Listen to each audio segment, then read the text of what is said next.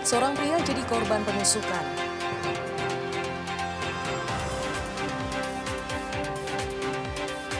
Pemukiman warga di Jember terendam banjir.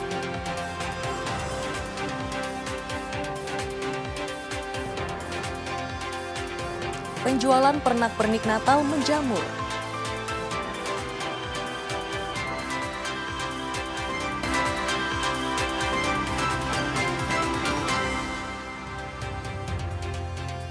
Halo saudara, apa kabar Anda hari ini? Kita berjumpa lagi dalam Kompas Pagi. Selain 3 informasi utama tadi, tim redaksi kami telah menyiapkan sejumlah informasi yang penting dan inspiratif lainnya. Bersama saya Vina Putri, inilah Kompas Pagi di Kompas TV, independen terpercaya.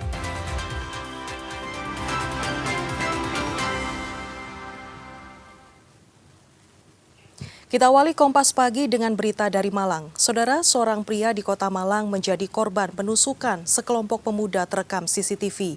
Diduga pelaku yang dalam kondisi mabuk salah sasaran melakukan penusukan saat korban keluar rumah mendengar keributan di luar. Inilah rekaman video CCTV milik warga saat terjadi keributan di Jalan Kelayatan, Gang 2, Sukun, Kota Malang. Dari video yang beredar terlihat keributan antara dua kelompok pemuda di depan sebuah rumah.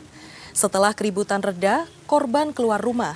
Tak berselang lama muncul kelompok pemuda lain dan terlibat cekcok dengan korban. Korban yang dikeroyok lalu ditusuk dengan sebuah pisau dapur oleh salah satu pelaku. Setelah menusuk korban, para pelaku kabur melarikan diri. Kanit Reskrim Polsek Sukun AKP Wardi Waluyo menjelaskan, korban dikeroyok oleh sekelompok pemuda yang saat itu dalam kondisi mabuk, lalu mereka melakukan penganiayaan. Berawal dari ada keributan di depan rumah TKP itu, ya keributan dua kelompok. Kemudian yang punya rumah keluar tapi sudah reda. Dan ketika korban ini keluar ada di depan pagar, ya pagarnya ditutup lagi ya. Datang kelompok yang satu ini, ya langsung melakukan pengeroyokan, langsung memukul. Polres Pelabuhan Tanjung Perak Surabaya memusnahkan narkoba dan sejumlah barang bukti lain yang disita selama kurun waktu Januari hingga Desember tahun 2025. 2 kg lebih narkoba yang dimusnahkan ini berupa 1 kg lebih sabu dan 1 kg lebih ganja. Menjelang akhir tahun 2025, Polrestabes Pelabuhan Tanjung Perak memusnahkan barang bukti dari kasus narkoba yang sudah inkrah. Acara juga dihadiri petugas Kejaksaan Negeri Tanjung Perak dan BNN Kota Surabaya.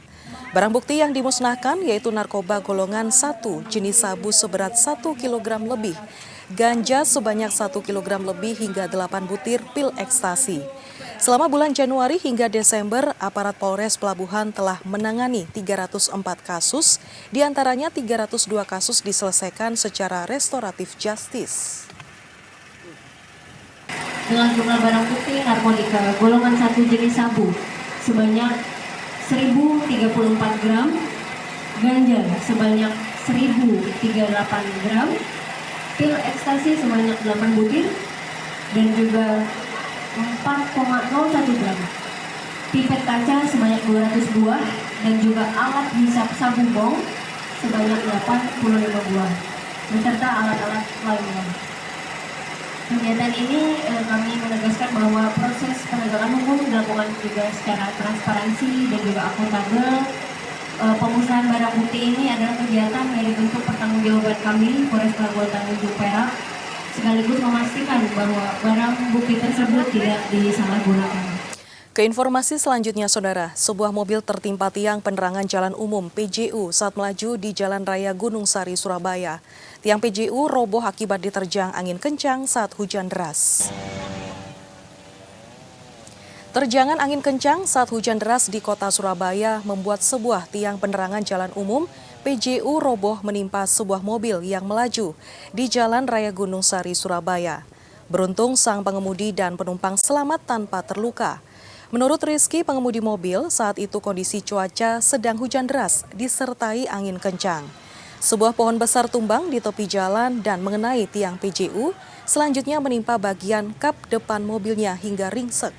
1 unit mobil rescue pemadam kebakaran dikerahkan ke lokasi untuk membantu proses evakuasi mengangkat tiang yang roboh. Arus lalu lintas di Jalan Raya Gunung Sari macet total akibat peristiwa ini. Jadi angin kencang, tiba-tiba pohonnya ambruk, jadi tiang listriknya kan ada kabel besar, jadi ikut ambruk. Oh, awalnya pohon dulu, tumbang, baru tiang listrik. PJU-nya itu. Iya. Tiang lampunya juga ikut jatuh. Oh, terus sama kabel-kabelnya itu karena ada kabel ya? Iya, karena kabel aja. Waktu itu posisi Mas di mana waktu itu? Saya nyetir. Nyetir ya? Iya. Mobil itu Fortuner putih itu ya? Iya. Saudara, sebuah pohon beringin berukuran besar di Kota Malang tiba-tiba tumbang. 2 sepeda motor dan 2 warung rusak tertimpa pohon beringin ini. Pohon beringin berukuran cukup besar ini tiba-tiba tumbang. Peristiwa pohon tumbang ini terjadi di Jalan Merapi, Kelurahan Oro-Oro-Dowo, Kota Malang. Tumbangnya pohon ini menutup seluruh bagian Jalan Merapi. Menurut saksi mata di lokasi kejadian, saat tumbang cuaca sedang cerah dan tidak ada hujan atau angin. Sebelumnya pemilik warung mendengar suara dari atas dan mengira suara tersebut berasal dari buah genitri yang jatuh. Tak lama kemudian suara tersebut semakin keras dan diikuti dengan tumbangnya pohon beringin. Selain warung, 2 sepeda motor milik pembeli tertimpa pohon tumbang. Ya, jam berapa ya Mas? Aku ya kurang tahu. Wong tahunya cuma kretek langsung brek gitu kok. Cuma ada kretek itu tak kira woi genitri, kan itu ada woi genitri yang di situ tuh Mas. Langsung brek. Saya waktu itu ngambil di gelas di situ. Terus langsung saya ini nekuk kakinya ya gini nih. Saya setengah sadar ada tabung takutnya meledak, langsung saya jabut, langsung lari. Saat kejadian ada 2 orang yang sedang istirahat di warung. Salah satu warga mengaku saat pohon tumbang dirinya langsung melarikan diri dan tidak sempat menyelamatkan sepeda motornya. Ibunya pas ngambil gelas, jadi ibunya langsung gitu, aduh gitu. Sama ibunya, sama bapaknya lari sama saya berdua cuman. Warung saya Pak, Mas ada berapa orang yang nongkrong di situ waktu? 2 atau 3 loh. Saya sama yang laki-laki sama Grab di sini. Tapi semuanya bisa menyelamatkan diri. Bisa lari. Tak ada korban jiwa ataupun luka dalam kejadian ini. Anggota BPBD yang datang ke lokasi langsung memotong bagian pohon yang menutup jalan. Petugas PLN juga terlihat menerapikan kabel yang terdampak tumbangnya pohon ini. Dedi Prasetyo, Kompas TV Malang, Jawa Timur. Saudara, curah hujan tinggi yang terjadi selama 3 hari menyebabkan aliran sungai Penggung di Desa Bagorejo, Kecamatan Gumukmas, Jember, Jawa Timur meluap. Ratusan rumah terendam banjir hingga ketinggian 1 meter, membuat aktivitas warga lumpuh. Meluapnya aliran sungai Panggung di Desa Bagorejo, Kecamatan Gumukmas, Jember, merendam ratusan rumah dan jalan desa. Ketinggian air di sejumlah titik mencapai 1 meter termasuk di jalan desa membuat aktivitas terganggu dan sejumlah kendaraan bermotor warga mogok. Warga tak bisa beraktivitas dan hanya berdiam diri di rumah. Waspada banjir susulan jika curah hujan tinggi kembali terjadi. Ini ketinggian air sampai berapa ini Pak? Ya lebih setengah meter Mas. Begini ya. Sampai paha ya? Ya. Ini air dari mana ini Pak? Dari Sungai Barat itu. Meluap ya? Iya meluap. Terus ini sampai berapa rumah kira-kira Pak? Yang di sini? Banyak ya Mas, terus ke sana banjir terus ke barat itu rumah tak itu. Udah berapa hari Pak? Mulai kemarin naik hujan 3 hari.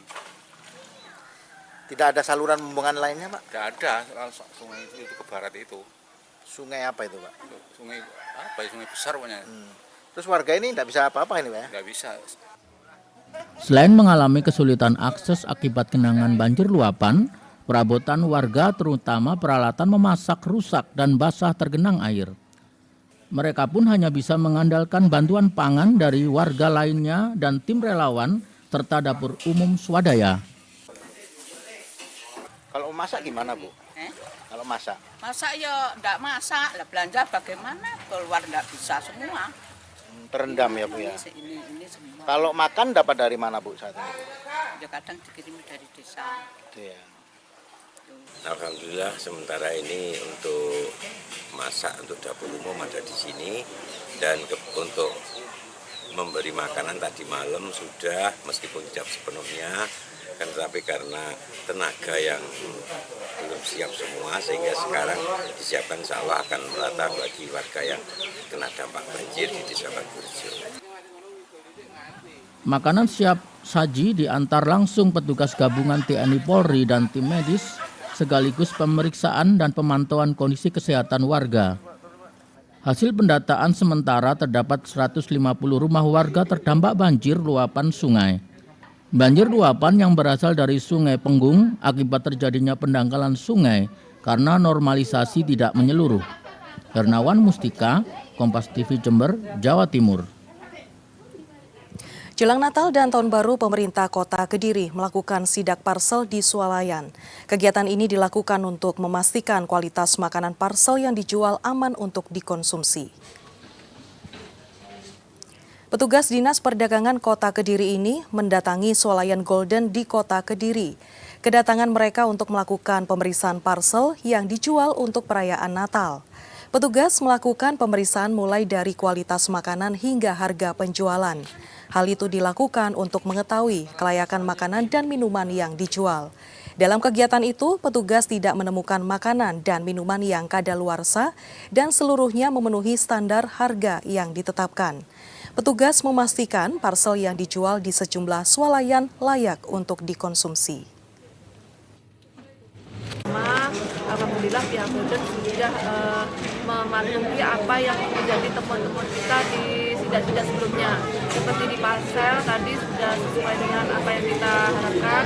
Sudah ada daftar barang di situ, nama-namanya diurutkan sesuai abjad dan juga ada tanggal kadaluarsanya. Jadi masyarakat Kota Kediri maupun di luar Kota Kediri jika berbelanja parsel di Golden itu sudah ada petunjuknya di situ.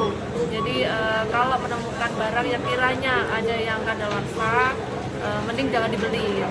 Saudara, suasana Natal mulai terasa di kota Surabaya, salah satu pusat perbelanjaan legendaris Pasar Atom Surabaya yang menjadi magnet bagi warga untuk berburu pernak-pernik Natal. Pembeli tak hanya umat Kristiani, juga dari umat beragama lain yang turut menyemarakan Natal, peringatan hari kelahiran Yesus Kristus, Sang Juru Selamat Penebus Dosa. Menyambut Natal, suasana semarak mulai terasa di Pasar Atom Mall Surabaya, Jawa Timur. Berbagai toko di pusat perbelanjaan ini menghadirkan koleksi pernak-pernik Natal yang memikat hati pengunjung. Mulai dari pohon Natal megah hingga dekorasi sederhana dengan harga yang cukup terjangkau. Momen Natal tahun ini, tren pohon Natal didominasi warna pink. Selain itu juga orange dan biru glossy dengan ornamen kupu-kupu lampu bercahaya.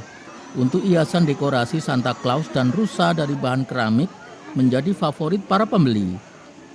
Pembeli tidak hanya didominasi umat Kristiani, namun dari umat beragama lain yang turut serta menyemarakkan Natal, peringatan hari kelahiran Yesus Kristus Sang Juru Selamat dunia. Salah satunya Sulaiman, seorang Muslim, juga rutin membeli pernak-pernik Natal untuk keluarganya yang beragama Kristen. Belanja apa ini, Pak? Ini untuk keperluan Natal untuk saudara kita. Bapak sendiri Muslim ya? Muslim, kita Muslim. Jadi buat hadiah? Ya. Cari apa ini tadi, Pak? Rencana pohon Natal sama apa itu boneka yang bisa gerak-gerak.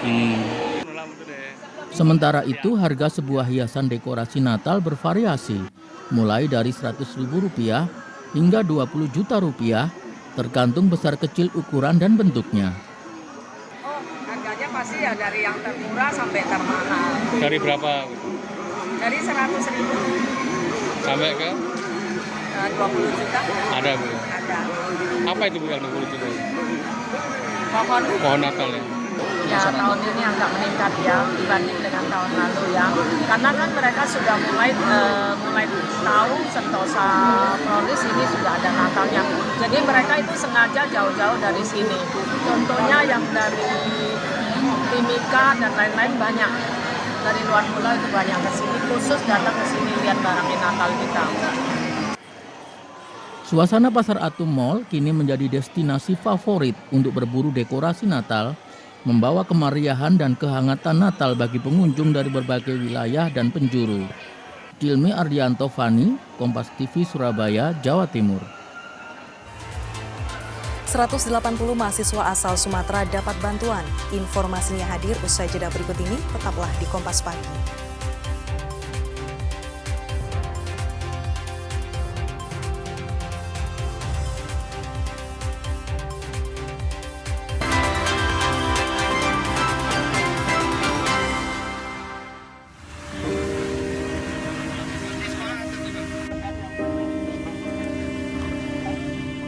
Air lumpur inilah yang kami minum.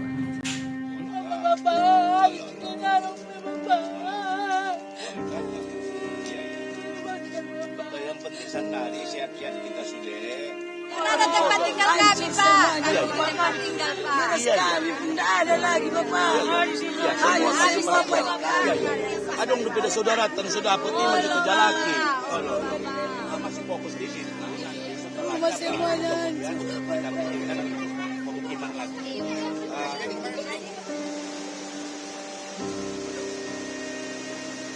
Kami menunggu itulah Pak. Kami butuh beras, air bersih. Kami butuh beras sama air bersih lah. Tolong saudara kini Pak. Bencana ini menjadi bencana nasional karena berat sekali. Kalau daerah tidak mampu ya menangani kebencanaan.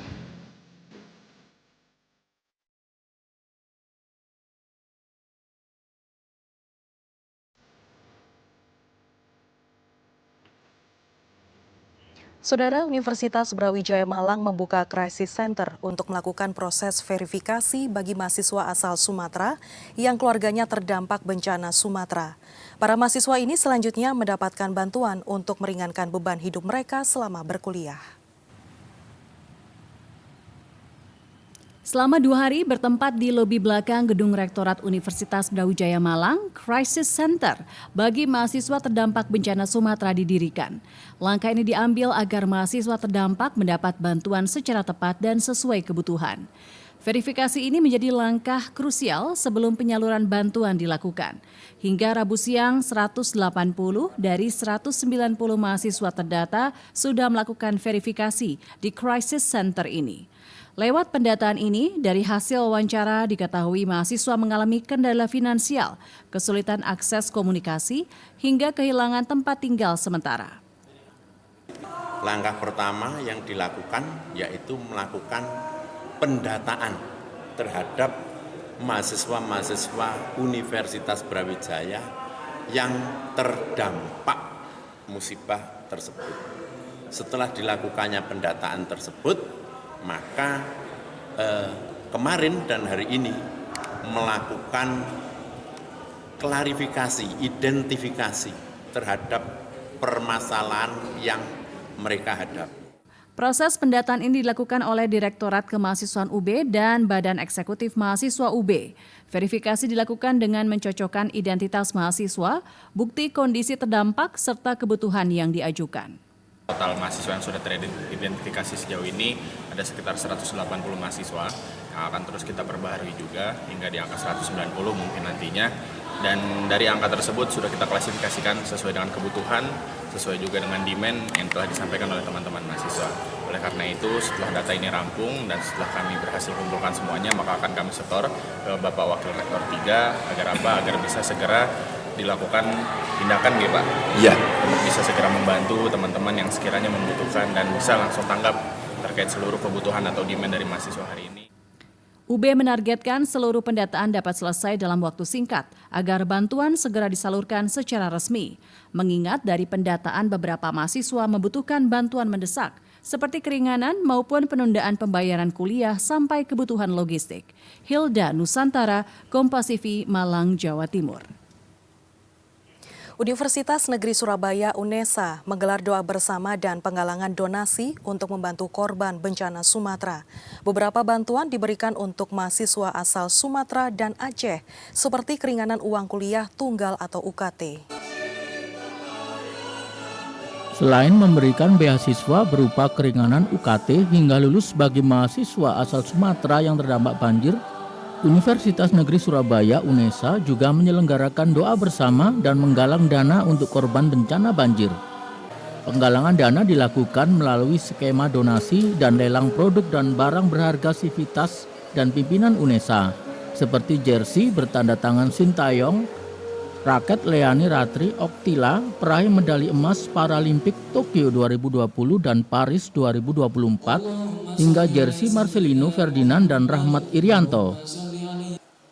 Wakil Rektor 4 UNESA, Dwi Cahyo Kartiko menuturkan bahwa bencana banjir yang terjadi di Sumatera dan sekitarnya harus menjadi perhatian seluruh masyarakat tanah air. Salah satu bentuk kepedulian yang dilakukan UNESA yaitu dengan memberikan keringanan UKT dan living cost bagi mahasiswa korban bencana tersebut.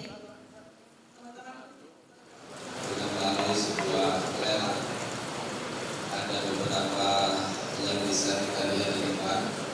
Ada sepatu rektor kita, Hasan, ketika juara LPTK, bulu tangkis dan tenis dan peran. Moga nanti teman-teman dekan dan pimpinannya lainnya siapapun dan juga yang ada di media lain bisa lihat. Hasan mulai tahu nanti kita akan mulai berapa monggo. Kemudian ada juga kaos Sintayong.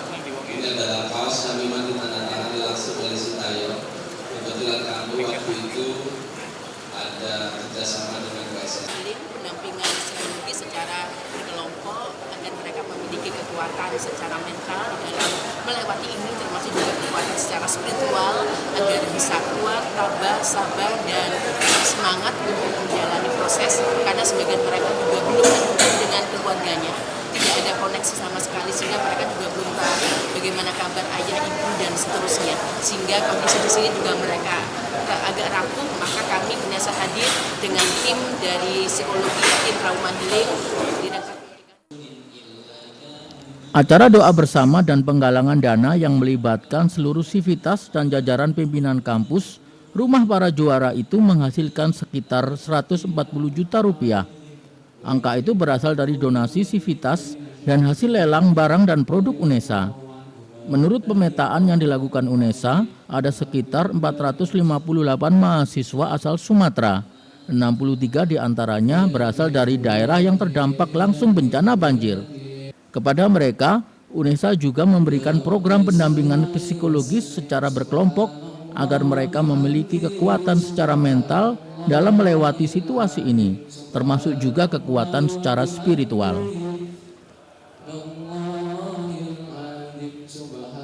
Saudara, menghadapi musim penghujan, BPBD Kabupaten Madiun, Jawa Timur menyiagakan personil hingga sarana prasarana siaga bencana hidrometeorologi.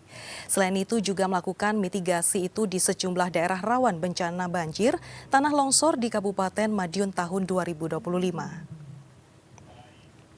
Pemerintah Kabupaten Madiun, Jawa Timur menyatakan siap menghadapi potensi bencana di musim penghujan.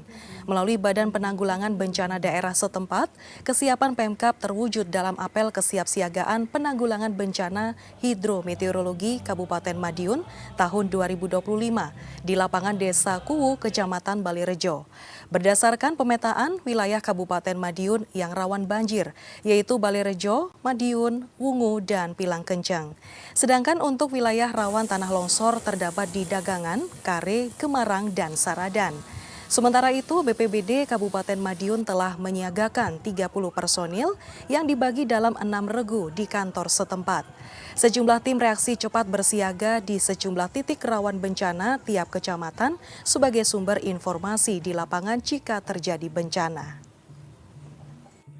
Begini, karena Madiun salah satunya adalah ada daerah banjir, kemudian juga tanah longsor. Ini yang ada beberapa kecamatan seperti Kecamatan Balirejo, Madiun, Pilang Kencang itu rawan terhadap banjir, yang itu yang perlu kita antisipasi. Kemudian yang ada di Kecamatan Dagangan, Kare, kemudian Gemarang, Saradan juga ada beberapa yang longsor. Termasuk kemarin juga ada longsor, tapi alhamdulillah bisa diatasi.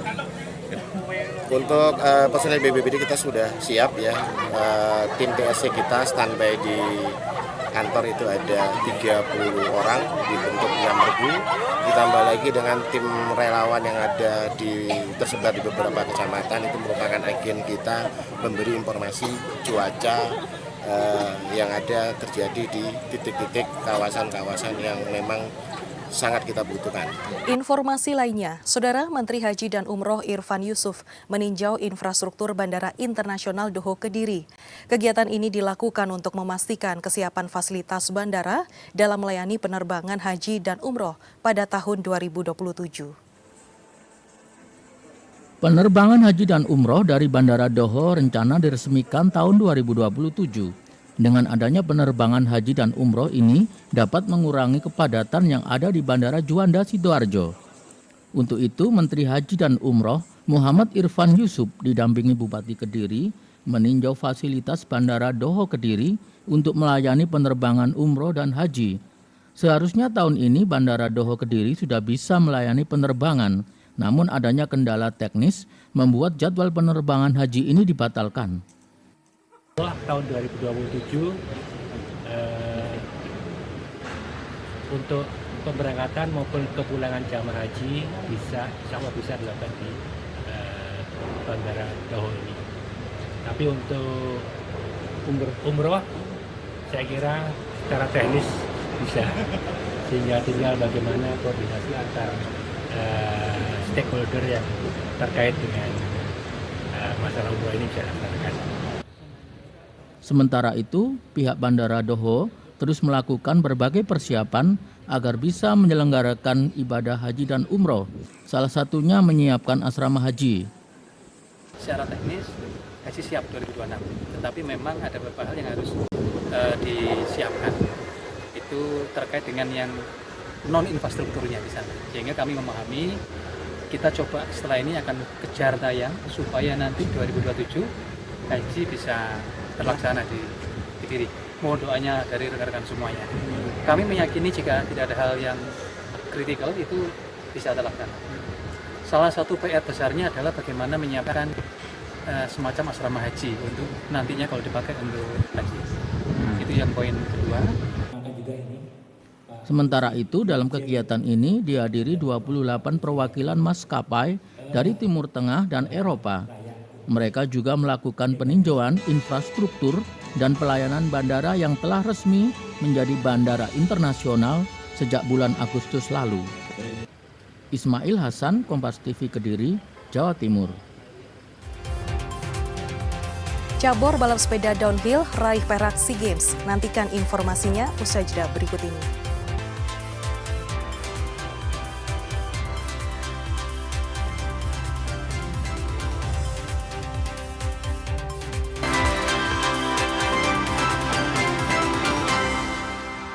Saudara, Indonesia rebut 2 medali perak dari cabang olahraga balap sepeda downhill. Randy Sanjaya rebut perak dari kategori putra, sementara di kategori putri direbut Rizka Amelia Agustina.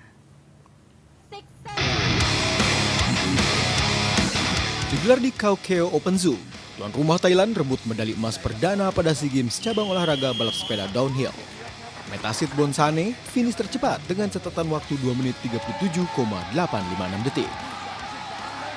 Balap Indonesia Randy Sanjaya persembahkan medali perak dengan mencatatkan waktu 2 menit 38,714 detik. Sementara Filipina berhak untuk medali perunggu. Derek Farr finish ketiga dengan catatan waktu 2 menit 43,676 detik. Tuan rumah kawinkan medali emas di kategori putri. Vipa Vidika Bowles berhak emas untuk waktu 3 menit 03,299 detik. Serupa Thailand, Indonesia juga kawinkan medali perak atas nama Rizka Amelia Agustina. Rizka mencatatkan waktu 3 menit 04,874 detik. Sementara perunggu direbut pebalap Thailand lainnya, Tanokrat Tritidet, dengan menorehkan waktu 3 menit 06,778 detik.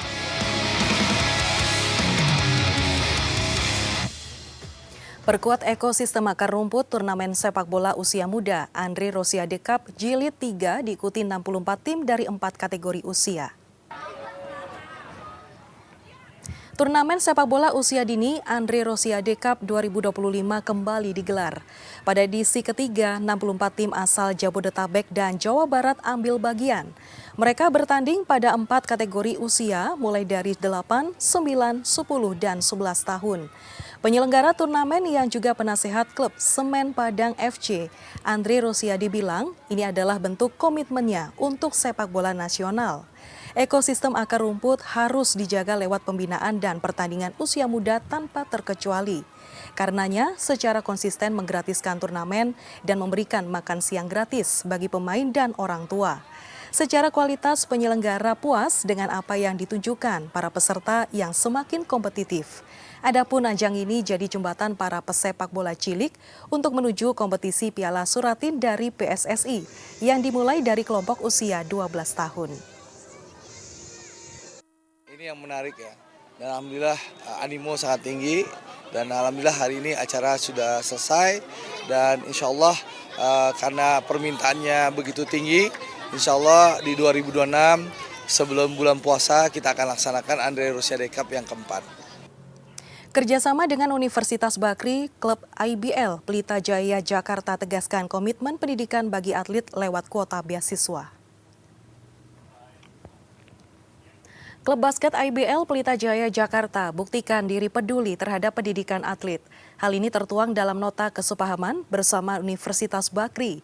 Lewat kolaborasi ini, Pelita Jaya memastikan pendidikan bagi para pemain binaannya melalui kuota beasiswa bidang olahraga, termasuk fleksibilitas dan keleluasaan bagi atlet dalam mengikuti kegiatan belajar mengajar.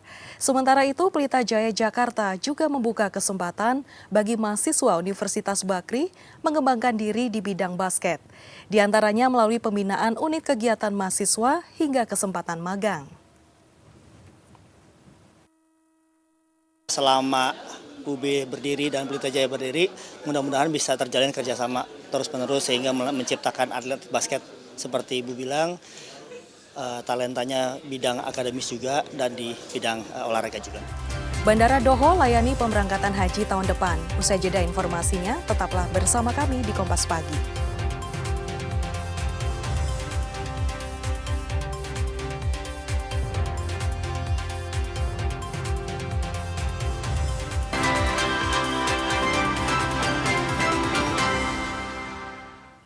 Saudara, sebuah pohon beringin berukuran besar di Kota Malang tiba-tiba tumbang. 2 sepeda motor dan 2 warung rusak tertimpa pohon beringin ini. Pohon beringin berukuran cukup besar ini tiba-tiba tumbang. Peristiwa pohon tumbang ini terjadi di Jalan Merapi, Kelurahan Oro-Oro-Dowo, Kota Malang. Tumbangnya pohon ini menutup seluruh bagian Jalan Merapi. Menurut saksi mata di lokasi kejadian, saat tumbang, cuaca sedang cerah dan tidak ada hujan atau angin. Sebelumnya, pemilik warung mendengar suara dari atas dan mengira suara tersebut berasal dari buah genitri yang jatuh. Tak lama kemudian, suara tersebut semakin keras dan diikuti dengan tumbangnya pohon beringin. Selain warung, 2 sepeda motor milik pembeli tertimpa pohon tumbang. Jam berapa ya Mas? Aku kurang tahu. Tahunnya cuma kretek langsung brek gitu kok. Cuma ada kretek itu tak kira woi genitri, kan itu ada woi genitri yang di situ Mas. Langsung brek. Saya waktu itu ngambil gelas di situ. Terus langsung saya ini nekuk kakinya ya gini nih. Saya setengah sadar ada tabung takutnya meledak. Langsung saya jabut, langsung lari. Saat kejadian ada 2 orang yang sedang istirahat di warung. Salah satu warga mengaku saat pohon tumbang, dirinya langsung melarikan diri dan tidak sempat menyelamatkan sepeda motornya. Ibunya pas ngambil gelas, jadi ibunya langsung gitu, aduh gitu. Sama ibunya, sama bapaknya lari sama saya berdua cuman. Pak, Mas ada berapa orang yang nongkrong di situ waktu? 2 atau 3 loh. Saya sama yang ngopi lagi sama Grab di sini. Tapi semuanya bisa menyelamatkan diri. Bisa lari. Tak ada korban jiwa ataupun luka dalam kejadian ini. Anggota BPBD yang datang ke lokasi langsung memotong bagian pohon yang menutup jalan. Petugas PLN juga terlihat merapikan kabel yang terdampak tumbangnya pohon ini. Dedi Prasetyo, Kompas TV Malang, Jawa Timur. Saudara, curah hujan tinggi yang terjadi selama 3 hari menyebabkan aliran sungai Penggung di Desa Bagorejo, Kecamatan Gumukmas, Jember, Jawa Timur meluap. Ratusan rumah terendam banjir hingga ketinggian 1 meter, membuat aktivitas warga lumpuh. Meluapnya aliran sungai Panggung di Desa Bagorejo, Kecamatan Gumukmas, Jember, merendam ratusan rumah dan jalan desa. Ketinggian air di sejumlah titik mencapai 1 meter termasuk di jalan desa membuat aktivitas terganggu dan sejumlah kendaraan bermotor warga mogok. Warga tak bisa beraktivitas dan hanya berdiam diri di rumah. Waspada banjir susulan jika curah hujan tinggi kembali terjadi. Ini ketinggian air sampai berapa ini, Pak? Ya lebih setengah meter, Mas. Begini ya. Sampai paha ya? Ya. Ini air dari mana ini, Pak? Dari Sungai Barat itu. Meluap ya? Iya, meluap. Terus ini sampai berapa rumah kira-kira, Pak? Yang di sini? Banyak ya, Mas. Terus ke sana banjir terus ke barat itu rumah tak itu. Udah berapa hari, Pak? Mulai kemarin naik hujan 3 hari. Tidak ada saluran pembuangan lainnya, Pak? Tidak ada, sungai itu ke barat itu. Sungai apa itu, Pak? Sungai apa ya? Sungai besar pokoknya. Terus warga ini tidak bisa apa-apa ini, Pak? Tidak bisa.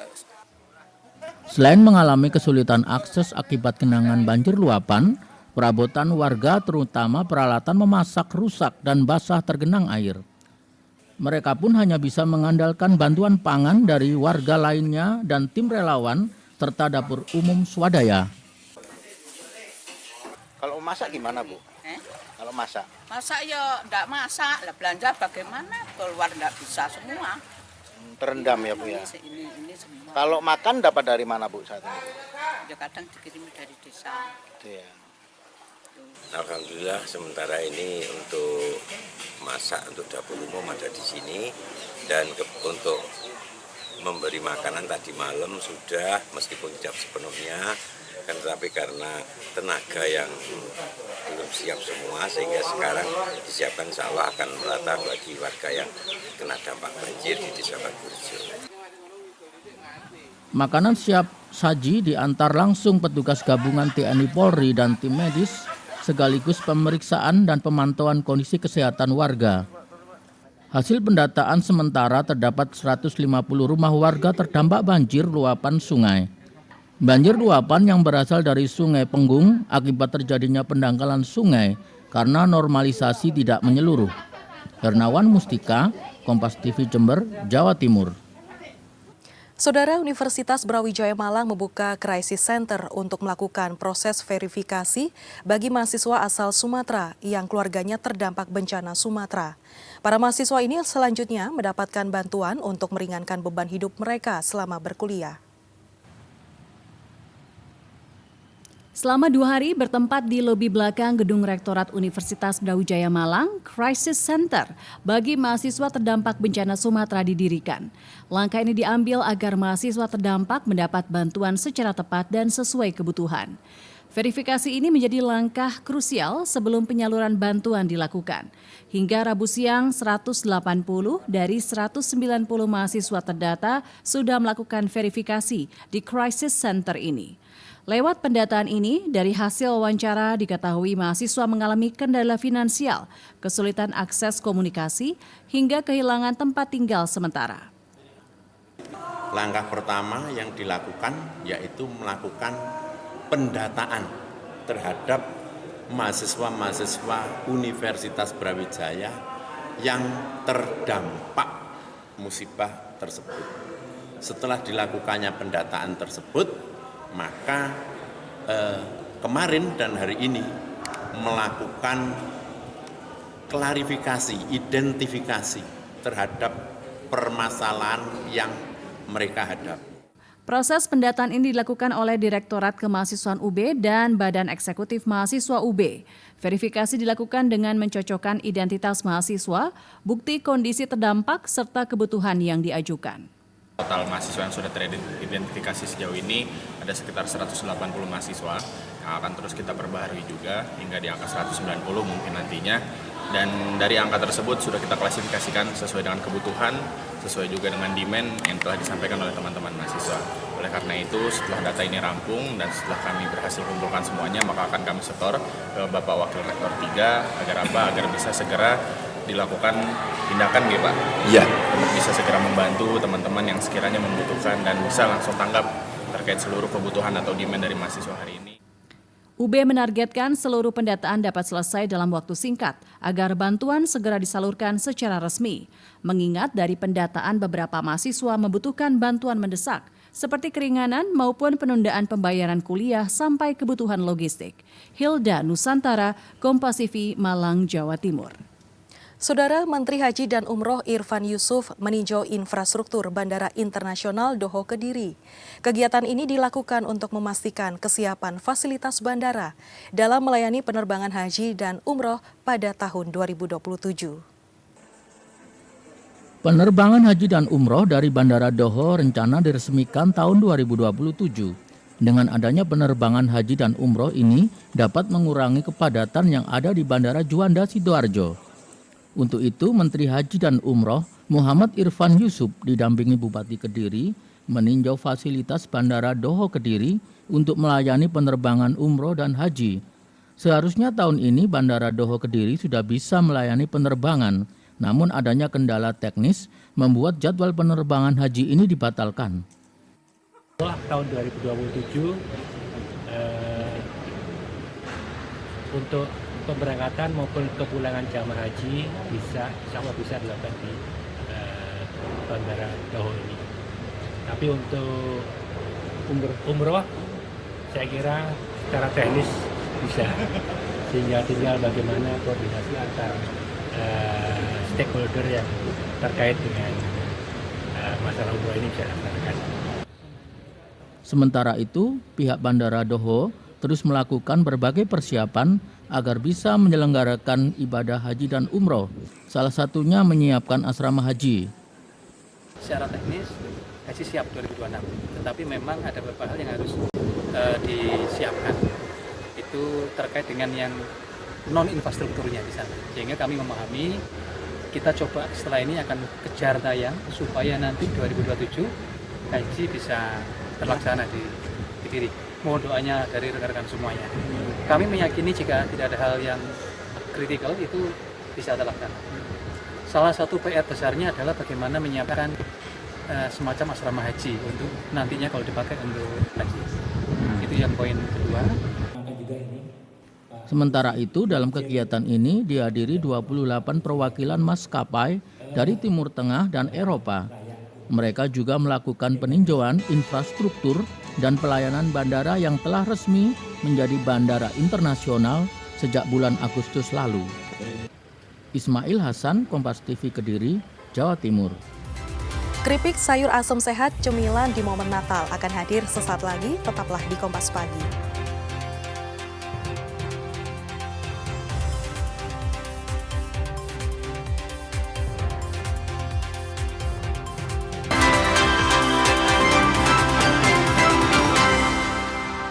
Saudara, 3 mahasiswa teknologi pangan Universitas Ciputra berinovasi membuat camilan sehat keripik sayur asem. Selain sehat dan kaya serat, camilan ini dapat menjadi salah satu referensi camilan keluarga di momen Natal dan liburan tahun baru ini. Dan informasi ini sekaligus menutup jumpa kita di Kompas Pagi hari ini. Jangan lupa saudara untuk menyaksikan live streaming kami di kompas.tv dan channel YouTube Kompas TV Jawa Timur. Kompas TV, independen terpercaya. Saya Vina Putri, sampai jumpa. Devina Angela Tanura Harja, Melvina Cian, dan juga Cindy Christina, 3 orang mahasiswa teknologi pangan Universitas Ciputra Surabaya ini berinovasi menghadirkan camilan unik yang cocok disantap saat perjalanan mudik ataupun kumpul keluarga dan liburan di momen Natal 2025 ini. Terinspirasi dari segal lezatnya sayur asam yang kaya serat, namun susah dibawa kemana-mana lantaran harus segera dikonsumsi, ketiga mahasiswa ini pun berinisiatif untuk mengubah sayur asam siap saji menjadi bentuk keripik atau chips kering yang gurih namun tidak mengubah rasa asli dari sayur asam tersebut. Pembuatannya cukup sederhana. Sayuran bahan sayur asam seperti jagung, labu siam hingga kol dikukus, kemudian di blender. Setelah itu dicampur dengan oat dan juga asam jawa yang dilumatkan. Terakhir pencetakan kemudian dikeringkan. Keripik sayur asam ini pun siap disantap dan menjadi camilan ringan bagi Anda dan keluarga, terutama di momen hangat Natal dan liburan tahun ini. Karena kita mau mengenalkan aja untuk makanan Indonesia, ternyata kita juga bisa olah makanan Indonesia itu dalam bentuk lain. Jadi nggak hanya kita makan kuah dengan nasi atau bagaimana, tapi kita bisa kemas dia dalam bentuk chips yang lebih mudah dimakan. Bisa banget karena kita bentuknya juga kita kemas dalam bentuk chips, jadi harapannya juga tentu bisa dikonsumsi bersama keluarga juga dalam bentuk chips. Jadi daripada ribet-ribet membawa sayur asam dalam bentuk kuah atau dalam bentuk makanan basahnya, kita kemas dia dalam bentuk chips supaya lebih enak makannya, lebih ringan juga dan mudah dibawa. Pihak kampus juga mendukung penelitian dari mahasiswanya mulai dari proses pemilihan ide, uji laboratorium, penelitian, pengemasan hingga pemasaran sehingga hasil inovasi mahasiswa tersebut dapat dinikmati oleh masyarakat umum.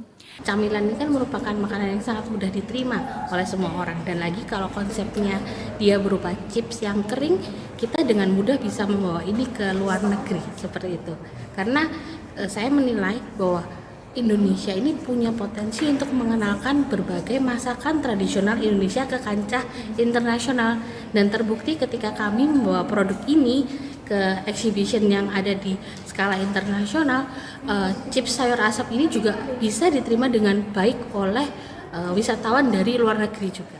Saat ini keripik sayur asam ini sebagian besar dipasarkan melalui media sosial dan juga marketplace atau pasar virtual dengan harga Rp25.000 per kemasan 20 gram. Tim Liputan Kompas TV Surabaya, Jawa Timur.